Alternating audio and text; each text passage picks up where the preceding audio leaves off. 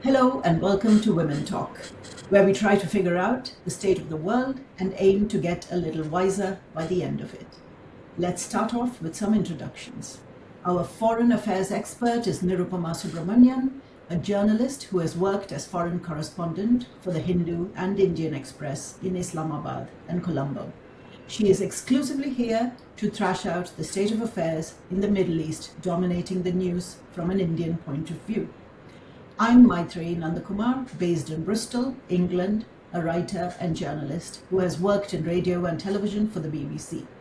Let's start off this new series of conversations with Iran. It's the 10th of April, and after 6 weeks of bombing the Middle East, we have reached a ceasefire of sorts by way of negotiations led by Pakistan. So, Nirupama, where does India find itself at this point in time? So, Maitri, thank you for having me on this show, and congratulations on starting this new series of podcasts. And it's appropriately named Women Talk, which is nice because women hardly get a voice in all this, especially in something as big as the conflict in West Asia, where so many people, women have died in Gaza, and women have died in Iran as well, and children. So I think it's very appropriate to the name that we start with Iran as well.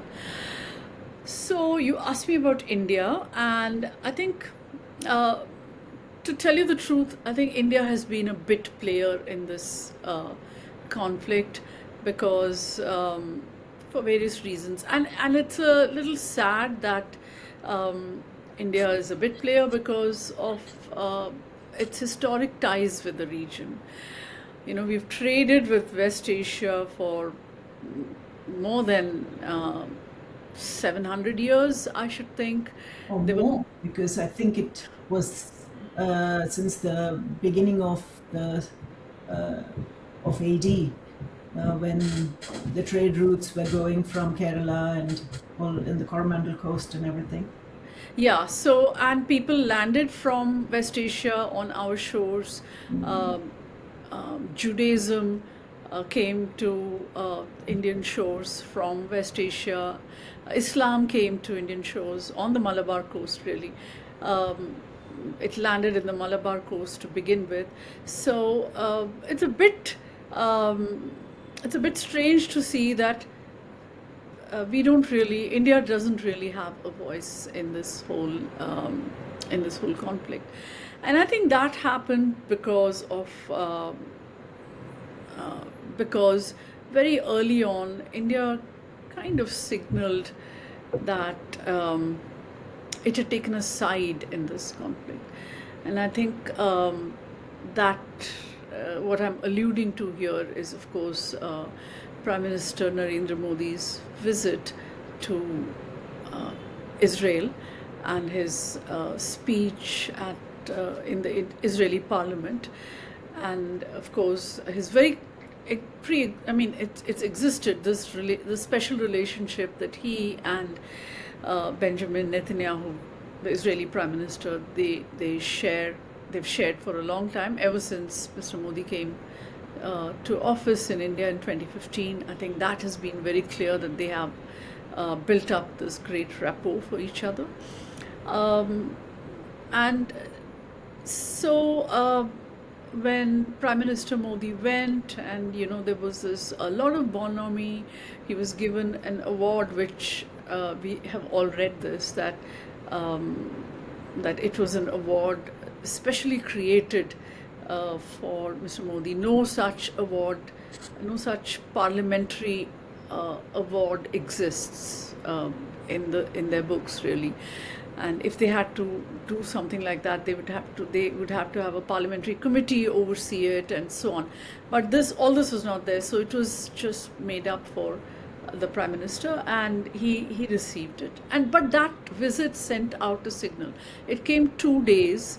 I think his dates were 25th, 25, 26 of February, and the attacks, the combined US-Israeli attack on Iran began on 28th. Do you think he knew this was going to happen? I'm not sure, but I think the world was waiting for, you know, because there'd been enough threats, there'd been enough signaling by both the US and Israel that they are up to something in Iran. So I don't know if he had any specific knowledge about the date of the attack, and the Israeli ambassador to India has come out in Mr. Modi's defense and said no, he didn't know the dates.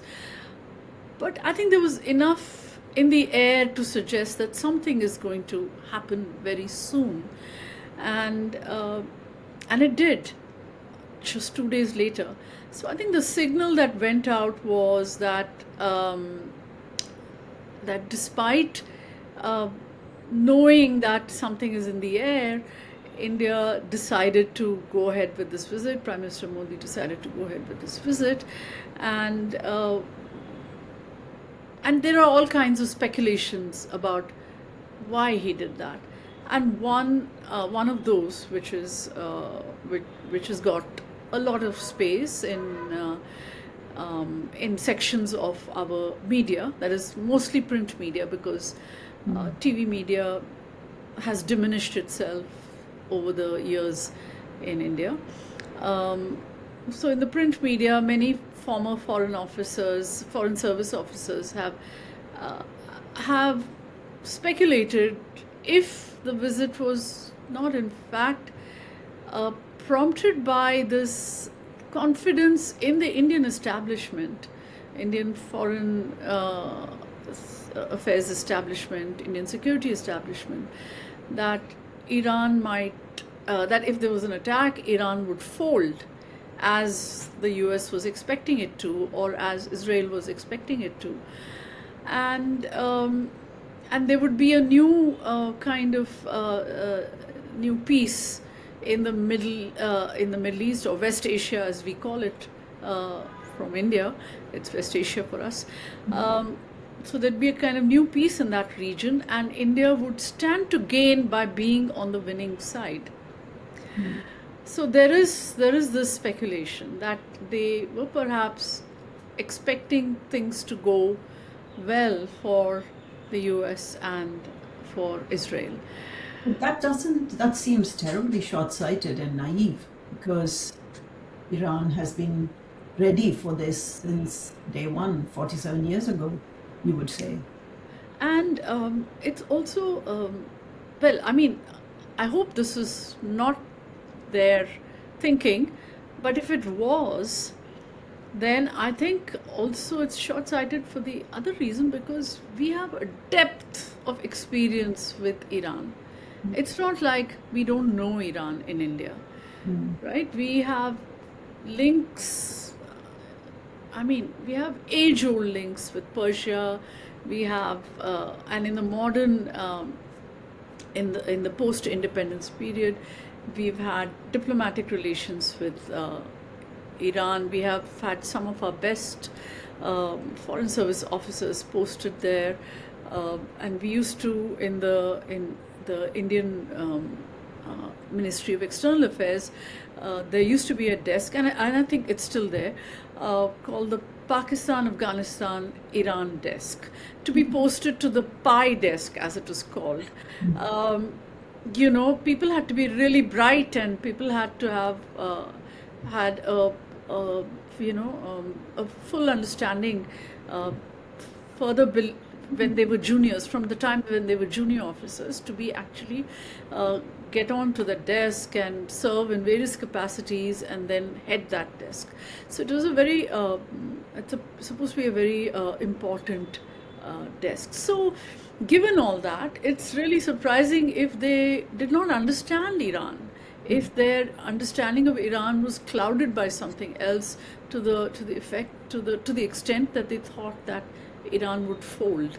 Because you, as a layperson sitting in Bristol, knew that they are going to fight back. I, as a layperson sitting in Chennai, knew that Iran's not going to just sit back and let Israel and US have their way in their country. No way. So it's a little surprising if they thought it, and I hope they didn't. But this is, as I said, this is one of the things that's going around. This has been, well, the war has been going on for 6 weeks.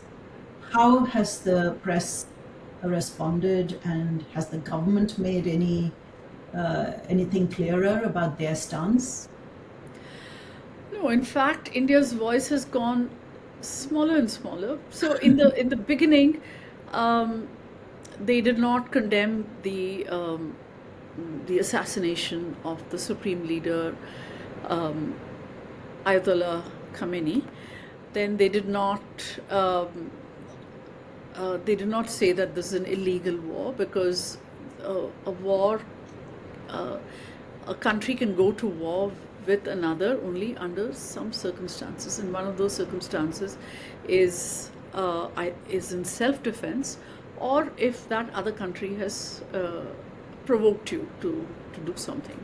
And it needs some deliberation in the UN. It needs all that. So this is just completely of their own bat, and both Israel and the US. And it started with the assassination. That's the first time in post-World War history, post-World War II history, that a leader has been taken out, a sovereign leader has been taken out by another country in this way.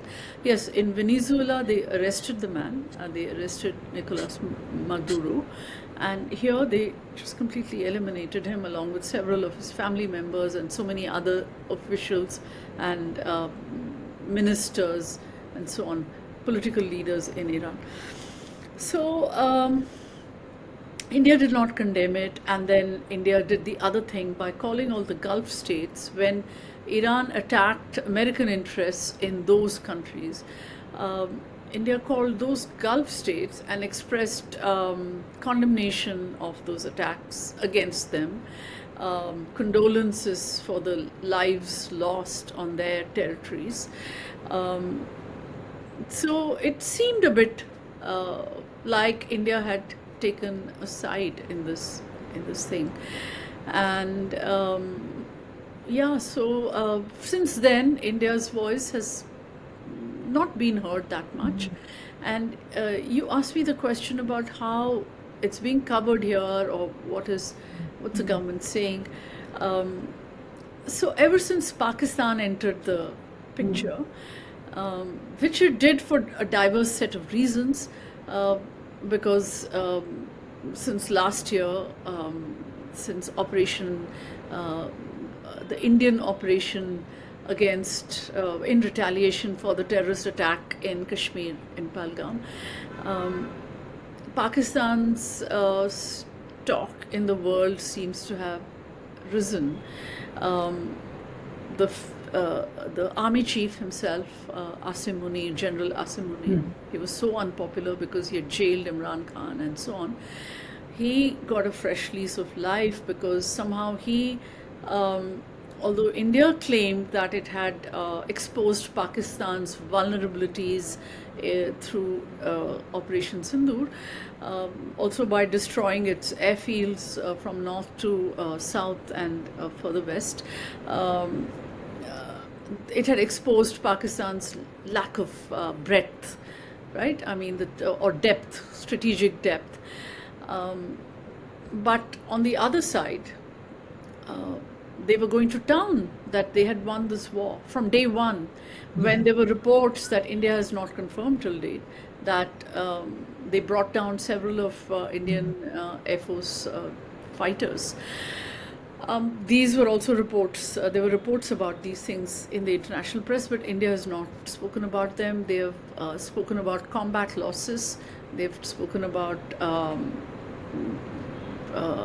in real tones, some officers of the armed forces have spoken about these things, but nobody has said, yes, we lost 5 aircraft, or we lost 3 aircraft, or whatever was being said in the international reports.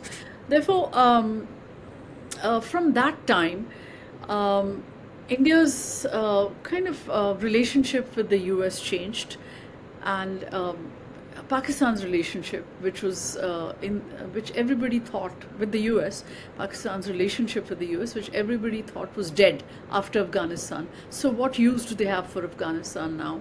They have, they've just discarded Afghanistan, just as they discarded, they've just discarded Pakistan as they have discarded Afghanistan. So this is a relationship that can't be repaired. Was the whole thing, and. But what, in the aftermath of Operation Sindoor, when India denied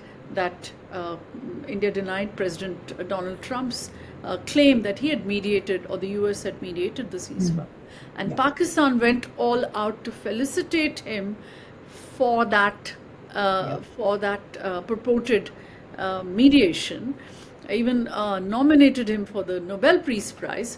Pakistan's talk in the White House has risen and risen and risen and risen. Yeah. Therefore, Asim Munir, who Trump has referred to as his bestie, the best field marshal in the world. Yes.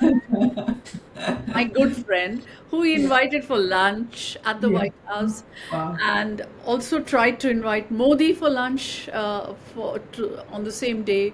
But Modi, and it's a good thing. I mean, there he was in, he had good advice there, because I don't think just after an operation like that, you want to be in the same room as as your hostile neighbor. So I think he, and for various other reasons, so I think he managed to dodge that bullet. And but all this, of course, meant that Munir and Trump had this rapport, and Munir became a kind of emissary for Trump in West Asia. Plus, I think Pakistan has so many problems of its own. It's got, and it's not economically on any sound footing. It was coming to a kind of, a similar meltdown as Sri Lanka had in 22. Perhaps I think in 23, it went through a huge economic crisis, and it had various friends helping it. There were friends, its friends in that region, Saudi, UAE, and they all chipped in. Then it had the IMF, and of course it has China, which is its bestie. Pakistan's real bestie is actually China. So in all this, I think Pakistan, of course, wanted to avert another economic crisis, which it was amongst the first to raise the prices of petrol and other fuel, to great opposition from the common man, and a number of complaints coming from Pakistan saying, we're dying and there's no food, and your raise the price of petrol and fuel again. So that, and then they don't forget that they are a neighbor to Iran. Yeah, so they have a 1,000-kilometer border. Plus, they had signed last year with Saudi Arabia a mutual strategic defense pact. So, and this was an upgrade on what they actually do for Saudi Arabia already. So they have soldiers stationed in Saudi Arabia to protect the holy sites. Okay. So that's been a very, very long-standing agreement. So that is like a basic thing. But this was an upgrade to a strategic mutual strategic defense pact. So I think from the very moment that it was signed, it was quite clear that it would be Pakistan that would be called upon to help Saudi, and I think there was a lot of clarity to observers that Saudi is not going to come and involve itself in Pakistan's conflicts with who else but India. So I think that much was clear. But in this whole conflict, which with Iran on one side, with Israel and US together, and then Saudi and the rest of the Gulf states feeling the heat every day because of Iran's retaliatory attacks.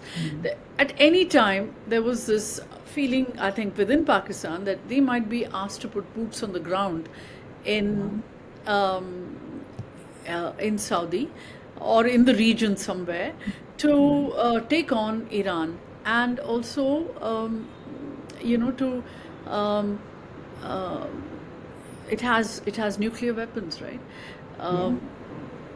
So was it going to be asked to deploy nuclear weapons? Because all this was in the air, that we might nuke Iran.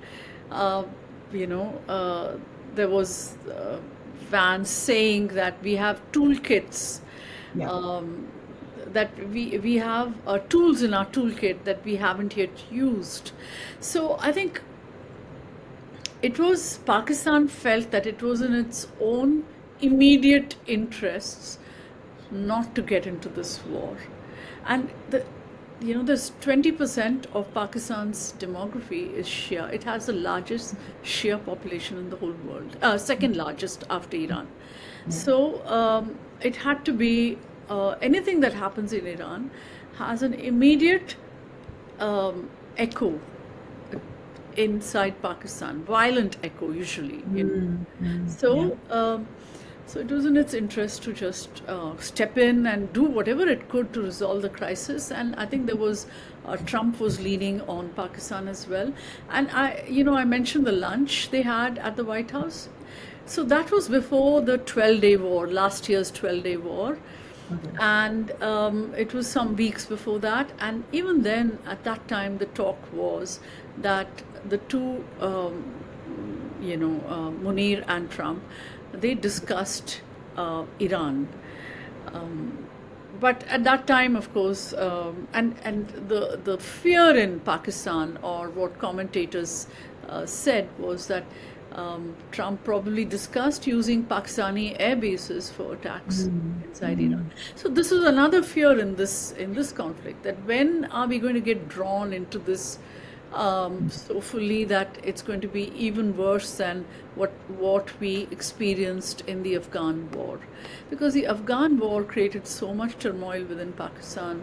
There was so much backlash, political, security backlash, every kind of backlash. And there are still reported skirmishes. The Tehreek-e-Taliban Pakistan, what is it after all? I mean, it is that, right? It is a leftover of the Afghan war. So with all this, so the whole attention now has been on Pakistan's role, and how Pakistan got to be this limelight stealing actor, a good actor, not a toxic actor, not the harborer of terrorists, in contrast to all that it's known for, a good actor in this conflict. So there was an attempt by the Indian press to, I think, the Indian press doesn't think in a vacuum anymore. It's kind of led to the news is led into certain directions. Editors are forced to, or directed to see the news in certain ways.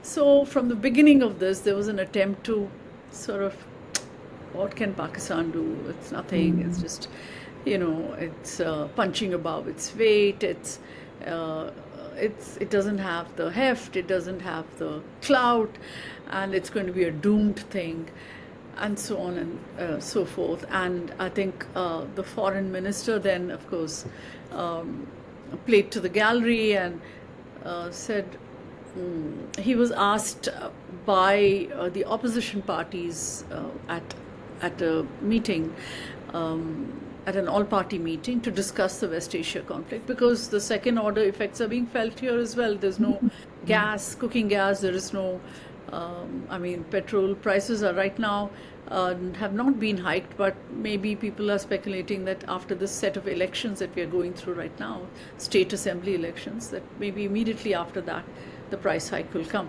But so there was a discussion about all this, and then he was asked about the role that Pakistan was playing to bring about a ceasefire, and he says, "What's Pakistan doing? It's dalali. Pakistan is playing the role of a dalal, and dalal, as you know in Hindi, is a actually, if you translate it, it means broker.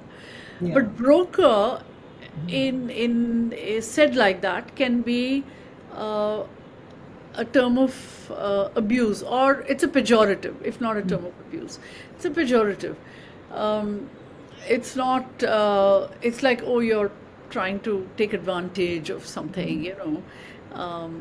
It's like that. So he said, oh, this is just dalali, and India doesn't do this kind of thing. But we have seen that, you know, that dalali has led to a ceasefire. Yeah. A very fragile one.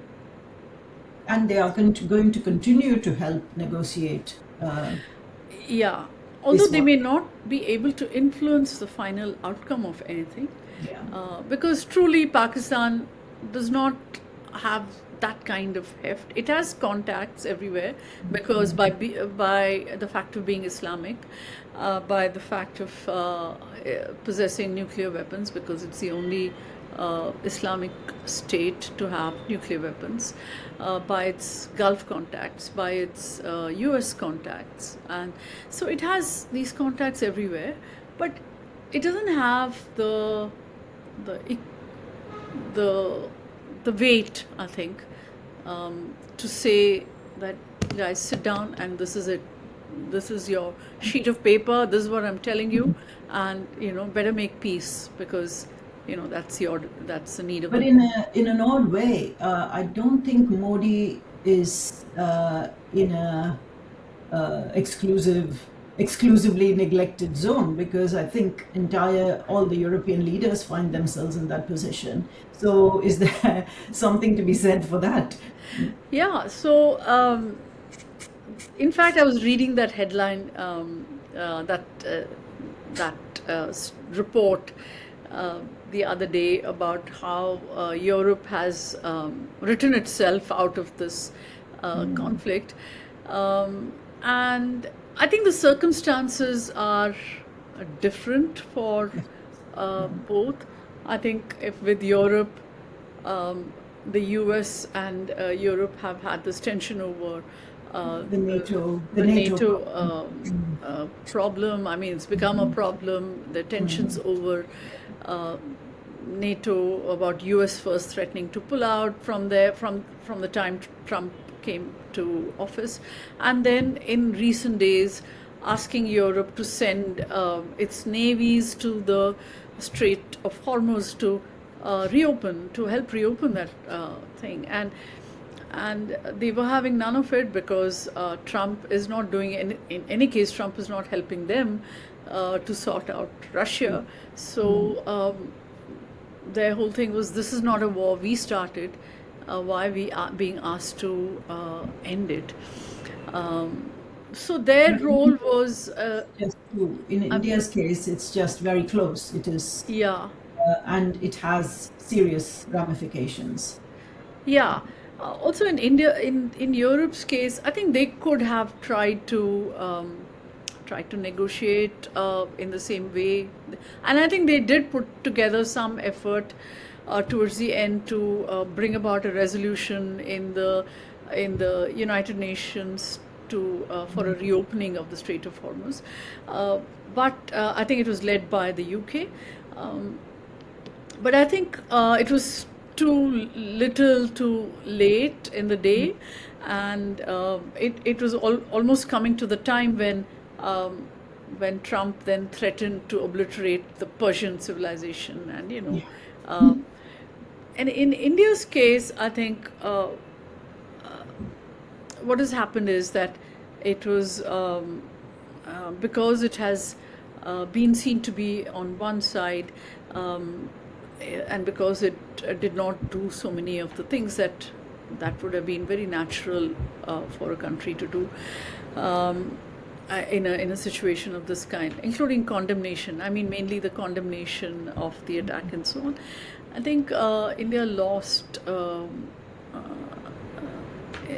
India couldn't really step up because it would not have been seen as a neutral player in this. Yeah. The other thing that India didn't say anything about was the blasting, the torpedoing of that Iranian ship off Sri Lankan waters, and that ship was actually returning from from participating in an exercise, in a review. And it was some sort of a naval celebration, which Yeah, took place, and it was full of cadets. They were not real sailors. It may have had some officers at a higher level from the naval wing of the IRGC, but it was mostly cadets, and 18 years old, unarmed perhaps, and they were they all died. And India did not find its voice even then to say this is horrific, this is so bad, and they were going back from our shores, and we regret that this has happened to them. Nothing, silence. So there was, I don't think in these circumstances India could have played that role that Pakistan did, but it could have. It could have had a more strived for a more neutral voice. It's because this year is also when it holds the chair of this grouping called the BRICS, right?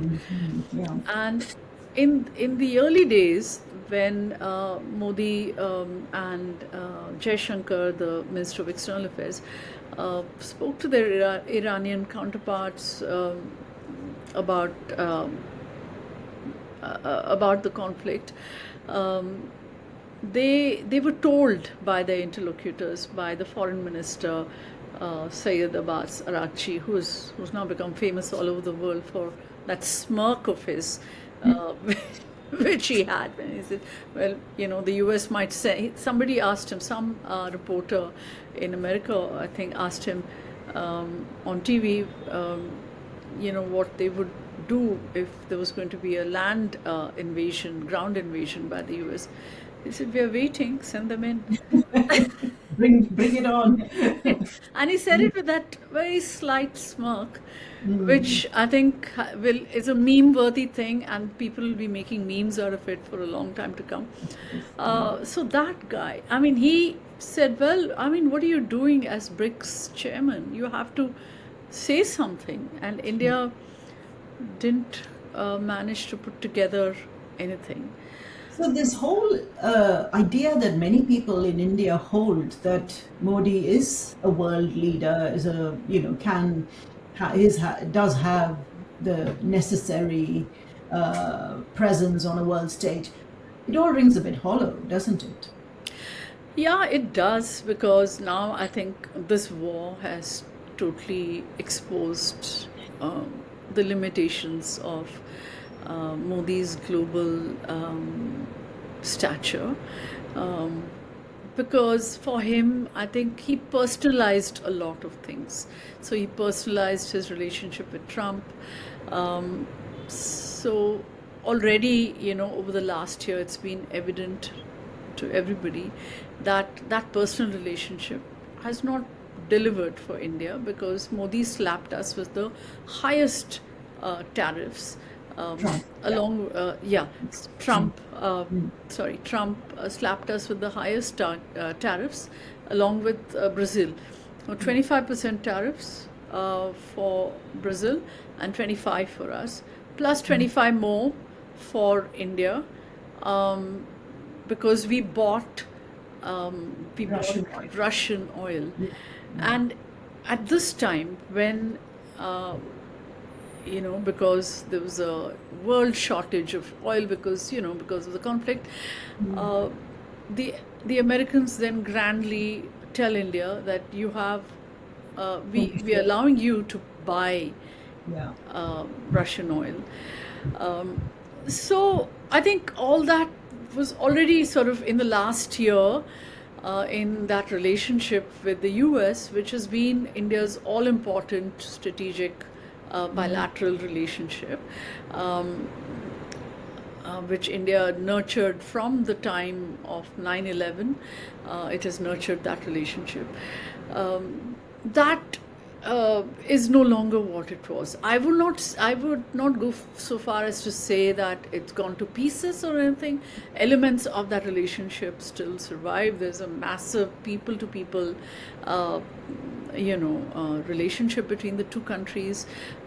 That's not going anywhere. There's also a kind of uh,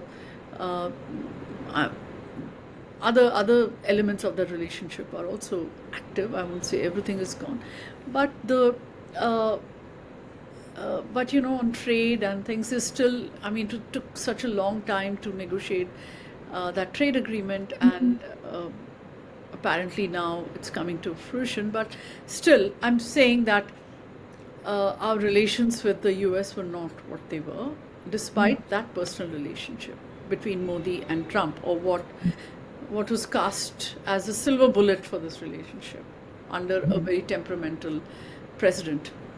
Appreciate.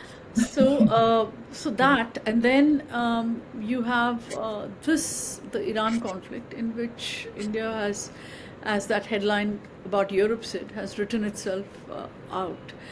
And the reaction of the press in India has been to somehow be, it has somehow portrayed India as less interested in peace in West Asia than than in showing Pakistan to be somehow not up to the challenge of bringing about this ceasefire. So it's a little strange, right? I mean, this peace is going to, if there's going to be peace, if there's going to be a ceasefire, India was going to be benefited. India is benefiting from that ceasefire right now. And oil is going to flow through the Strait of Hormuz. Gas is going to come to Indian citizens. Indian citizens in the Gulf are going to be safe. Many have died in that. Several have been killed in that Iranian retaliation against the Gulf states. So, would you say this whole thing is basically about this pro-Israel stance is essentially an anti-Muslim stance, and that is going to be above everything else, and that's the only thing that matters in the end to convince the public. Yeah, so for the public, India's relationship with Israel is, is one that actually is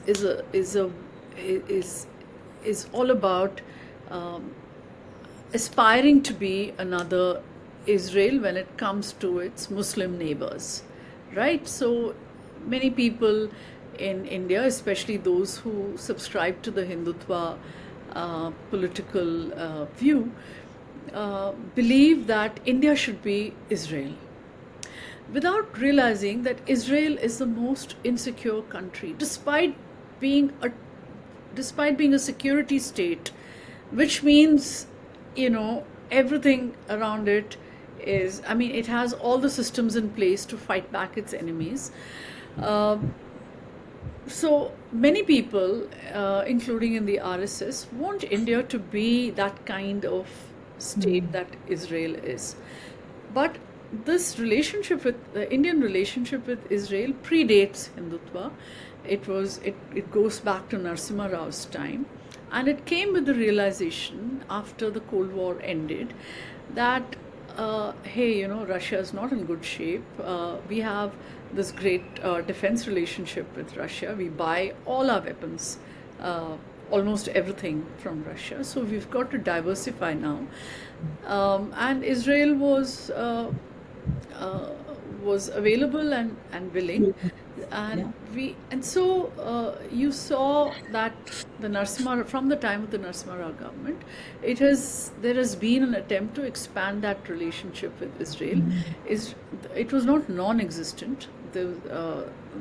Earlier, there was a consulate in Mumbai, an Israeli consulate in Mumbai, but the full spectrum ties began in the 90s, so it predates Hindutva. But somehow, when after Modi came to power, he made this extra effort to dehyphenate Israel from the Palestine cause. So even though India still stands for a two-state solution, it has dehyphenated Israel from Palestine, which according to some strategic commentators is the right thing to do, because for long, in their thinking, for long, India's relationship with Israel, even after even from the 90s, was hostage to India's Muslim population. So Modi apparently freed that and took that to greater heights, and of course it also gave us Pegasus, apart from Israeli weapons and all that. There was also that side to it. So the thing to so the Hindutva politics is also, it's not just also about Israel, it's also informing a lot of our discourse. We talked about how India had to deny that mediation that Trump claimed he had done for the ceasefire. I think India was paralyzed in that moment of how to handle. I mean, they did not know how to handle this because there was an immediate backlash from its constituencies, from its own constituencies, Hindutva, from within the BJP, from within the RSS. That how did we allow a third party to dictate to us that we should stop this war? Because I told you about how India attacked those airfields in Pakistan. So at that point in the war, in that 4-day war, and this airfield attack came on the 4th day, there was a feeling that India had gained the upper hand in this thing, and now, from here, from this point, India could actually do anything to Pakistan, and it would not be able to retaliate, right? So, so there was a lot of consternation. Hey, why did we give up at this time? We should have just gone in and finished the job, whatever that means. But there was that thing in the air at that time that we should have finished the job. Got rid of this tiresome neighbor that keeps sending terrorists into our territory. That did happen, and then there was a ceasefire, and Modi and Jaishankar and the others just did not have an adequate response to Trump because of a fear of domestic backlash, because of fear of Hindutva backlash. Hindutva as well as opposition. I mean, opposition would have also gone in, because this thing that India will resolve all its problems with Pakistan bilaterally. Only the two of us will talk, or war, or whatever it is, it'll be between the two of us, has been like a holy, holy cow. From 1972 onwards, from the time of the Shimla Accord. And it was meant at that time to supersede the UN resolutions that had taken place before that.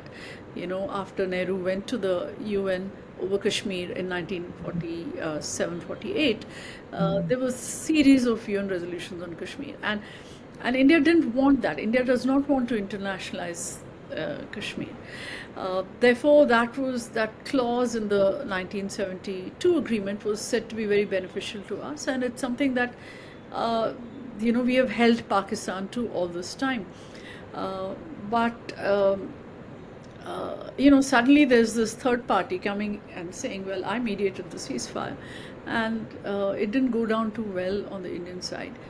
And so we have played so long to domestic galleries. When you say that Modi's stature as global stature, so that was all made up for domestic audiences, that Modi is so great, Modi is so great. And it has informed his personal style of doing foreign policy as well. Vishwamitra, Vishwaguru. I mean, we called ourselves Vishwamitra and Vishwaguru just for holding the presidency of the G20. It's a rotating presidency, for God's sake. So it comes and goes. And it's come to us before, and it's, it will, and there was not a peep. I mean, I don't remember the earlier G20 at all when it was held in India. It's been held in India twice, apparently. So the last time was the one in 22, when it became such a big thing. Modi's now become this person. Great person. Yeah, and that has been now exposed very badly, I think. Yeah. So, what are his prospects? I mean, can he still survive and carry on? No, that there's no doubt about that at all. I think his within India, his political career is shining. There's absolutely no danger to that, and he's expecting to win Assam, keep Assam. He's expecting to make. I mean, they're saying that they're going to win West Bengal, but I doubt that. And they want to make inroads in Tamil Nadu as well. They might win Pondicherry. They want to make inroads in Kerala. They won the municipal corporation, Thiruvananthapuram Municipal Corporation, in the local elections last year. So, he's a vote-winning machine, and there's no doubt about that. So he is going to be doing that, and 29 is supposed to be a shoo-in. That's what people are saying for the BJP, once again, under the leadership of Modi. So I don't see any danger to that. If at all there's anyone's going to have a problem, it's probably the people in charge of at the MEA, or Mr. Jaishankar, the minister in charge, because a lot has been said since the fiasco with Trump over the tariffs and all that Jaishankar has been a leading proponent of this relationship, of a closer and closer and closer relationship with the US, and so what is the accountability here? Who's the person at whose table this buck stops? So there's been some talk about that, but that too, I mean, it's very mild talk. It's not, nobody's asking these questions up front, but he has, I think he has rivals within the cabinet, which too doesn't, is all spoken about in whispers. It doesn't come out in the open. I think all the goings on in the past few years, ever since, I guess, our past couple of years, has just highlighted even more with greater clarity that democracy is what is really suffering. People seem to think that democracy can be shoved under the carpet if something else is more important to get done. And that seems to be the way forward for this 2026, and that's the shocking truth. Yes, True, and I think uh, when you talk about democracy, I think if you break it down, the first thing that comes to mind is dissent and media freedom, and as we have discussed in this podcast, the media seems completely helpless to parse this conflict in its own terms, to use its own mind to understand this conflict. It is seeing this conflict only through the eyes of the government, the television media especially, and it's become about and it's trying to play down Pakistan's role. I mean, to the extent that when Trump credited China with bringing Iran to the table, they all pounced on it to show down Pakistan. No, it wasn't Pakistan, it was actually China. But they were foolish to do so because China was the silent actor in the room that was complementing Pakistan's efforts with its own heft. What heft Pakistan did not have, China was bringing in. So Pakistan may not have been able to drag Iran to the table. A word from China would have certainly helped there. So a Pakistan-China complementarity in peace, as it was in the operation during Operation Sindoor against India. Everybody spoke about it at that time. How I think one of the generals said that Pakistanis were getting real-time intelligence inputs from China. Of course, Chinese aircraft, Chinese systems, and all those operating platforms and all those things.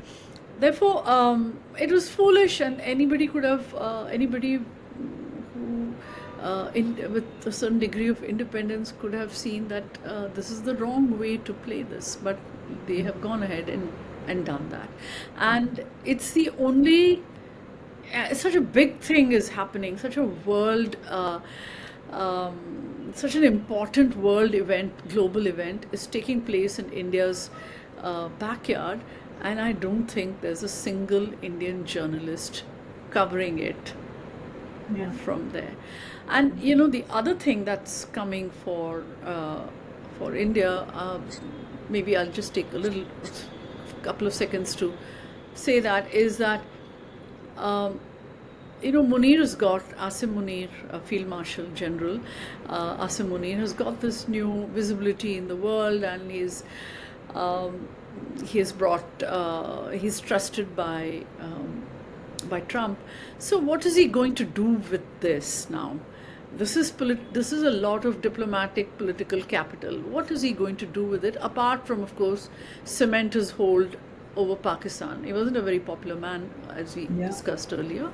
And after Operation Sindoor, and now after this, his stock will obviously rise, right? And his diplomatic capital, what is he going to do with that? So I believe that India has to be ready for everything, right?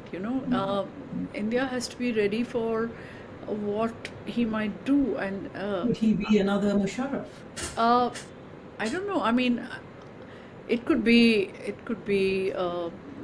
like just to focus international diplomatic attention to Kashmir. Maybe with the implied suggestion that I did you a turn in Iran, with Iran, and so here I'm asking for your help with Kashmir. So I mean, I don't know, I'm just speculating here wildly, but India has to be I think ready for this, because after Operation Sindoor, India's thing has been that this is now the new normal, and Prime Minister Modi said, he actually went on TV, national address, when all this thing was going on about why the ceasefire and all that. So he felt the need to address the country, and in that thing he said, well, there's no ceasefire. There's only a pause in military operations against Pakistan, and they will be resumed The minute there's something, there's another outrage. So I think that is over now. I think that I is. think we've reached the first anniversary of that event, haven't we? We have reached the first, almost we have reached the first anniversary, and I don't think that that response, or what is called the new normal in India Pakistan ties is now looking very old. Yeah. It's looking passé, and so we have to look for something. We have to search in India's diplomatic playbook for something else now, with which to deal with Pakistan, deal with a stronger Munir, deal with this international player right at our doorstep. Yeah. So yeah, so those are the things. Yeah, and we will. I think it's been excellent conversation to go through all that we have. So we shall aim to do this regularly, and look forward to the next slot. Yeah, thank you, Maitri. I think it was we covered a lot, and did.